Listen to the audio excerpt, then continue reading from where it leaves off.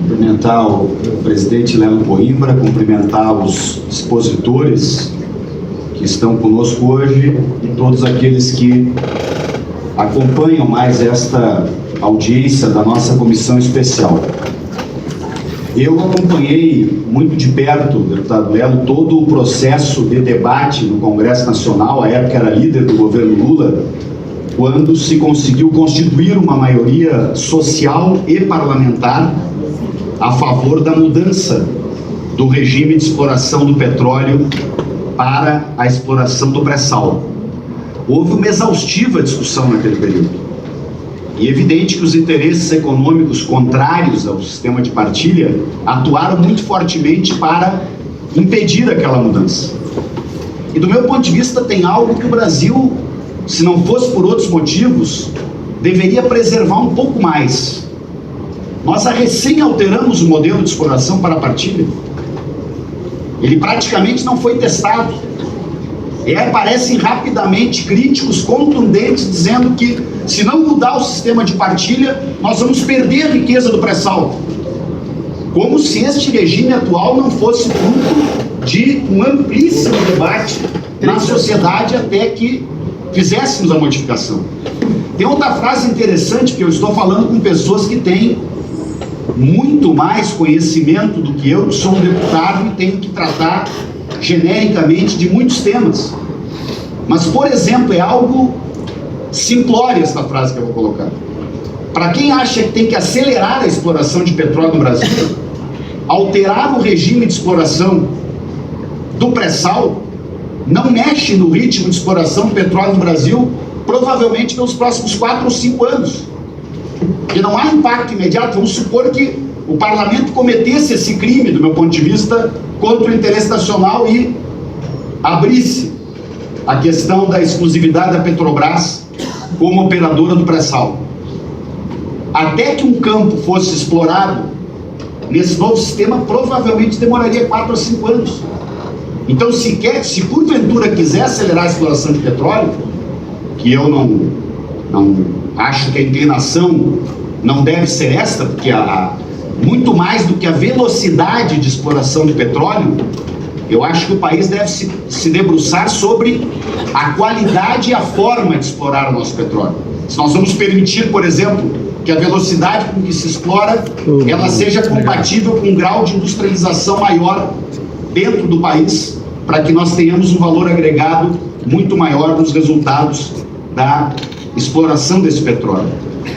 E a última questão que eu queria... Então eu vou me mover muito no parlamento, na sociedade, presidente Leno, contra essa alteração, porque este é um grande negócio. E eu quero que este grande negócio fique preservado para uma empresa que é pública, de capital aberto, tem hoje sócios, né, com a venda de ações que foi feita num determinado período histórico, mas que esta riqueza seja trabalhada dentro da Petrobras, porque isso vai significar uma série de ganhos secundários. O principal deles é acumular uma capacidade de engenharia tecnológica que vale muito no mercado. E isso eu não acredito, por exemplo, que se abrisse para que outros operadores viessem, que o grau de nacionalização, e eu vou concluir, presidente, seria garantido. Até porque se alguém entender que a indústria nacional não pode suportar, num dado momento, um percentual X de nacionalização, vis-à-vis o interesse nacional de ritmo de exploração, poderia alterar temporariamente a regra que a própria Petrobras tem que exercer de qual é o percentual de nacionalização que deve ter a exploração, por exemplo, do campo X ou da compra de plataformas Y, porque isso é uma decisão que pode ser tomada por nós brasileiros. Queremos uma nacionalização de 70%, de 80%, de 90%, 60% nas compras feitas pela Petrobras. E o último argumento é o argumento mais atual, presidente. O grau de instabilidade política que o Brasil está vivendo é absurdo. Eu, por exemplo, entendo que nós estamos sob um governo provisório totalmente ilegítimo, fruto de um golpe de Estado, e de um parlamento que está sob auto-questionamento. Porque este parlamento, parte dele, participou do acordo do golpe. Então não é momento para a nação mexer num assunto deste grau estratégico para as gerações futuras do Brasil. Eu, por exemplo, defendo, deputado Lélio, vamos debater em outras comissões, vou concluir, eu defendo que o Brasil precisa de uma constituinte exclusiva para fazer uma profunda mudança no seu sistema político. Tudo bem.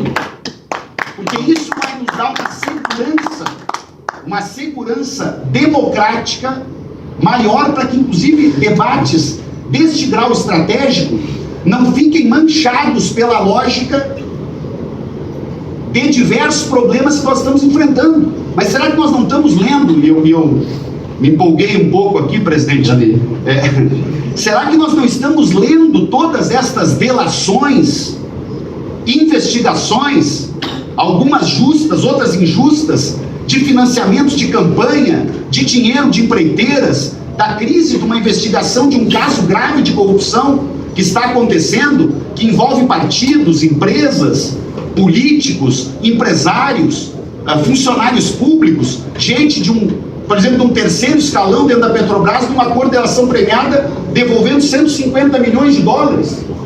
Então, vamos clarear estas coisas todas antes de dar um passo de caráter estratégico que tem a ver, talvez, com uma das oportunidades históricas maiores que o nosso país terá em termos de riqueza que venham do nosso subsolo e que podem sim alavancar um grande programa de investimento em educação pública no país para nos elevar de patamar educacional e, obviamente, com isso, alterar profundamente o futuro da nossa nação. Então, eu vou atuar muito aqui para impedir essa mudança, que eu entendo não atende os interesses nacionais que nós devemos defender neste momento.